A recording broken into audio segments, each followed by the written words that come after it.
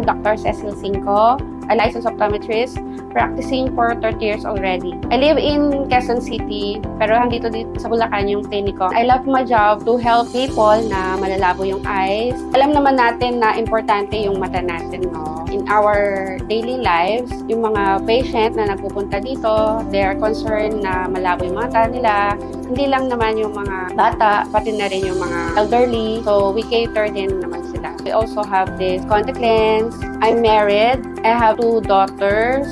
College na sila. Sa mother, syempre, gigising ka sa umaga, you have to take care of your family, mga gawaing bahay din at the same time.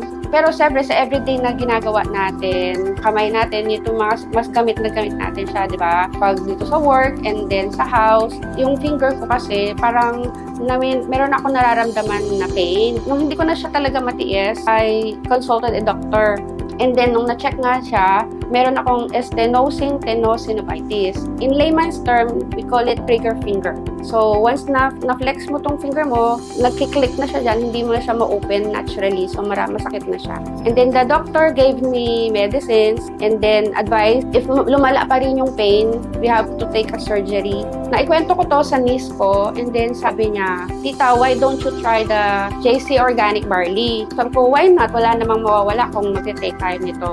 So, I take the JC Organic Barley. Na-observe ko siya after a month, gumiginhawa na yung finger ko. Hindi na siya ganun as painful as yung before. So, malaking naitulong ni JC Organic Barley. Nung nag-take na ako ng JC Organic Barley, masarap naman siya talaga, di ba? Everyday na lang na tinitake ko siya talaga, twice a day.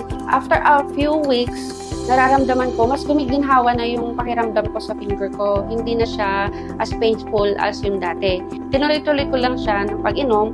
And then, yun nga, gumiginhawa na siya. So, until now, hindi na ako nagme-meds ng yung piniprescribe ng doctors. So, talagang daily na lang na tinitake ko na si JC Organic Barley. Then, yung lifestyle, binago ko na din siya. So, ngayon, mas okay na ang pakiramdam ko. 1.5 years ko na tinitake itong JC Organic Barley. Maganda talaga yung effect sa akin. Until now, dire-diretso pa rin talaga yung pag-take ko nito. Kasi nakikita ko maganda talaga yung effect niya sa akin. Marami din nakakapansin, sabi ng mga friends ko, mas bumabata daw yung itsura ko. Kahit sa umaga, masarap na yung paggising mo. Tapos hindi ka mabilis mapagod. Yun yung na-observe ko while taking this organic barley.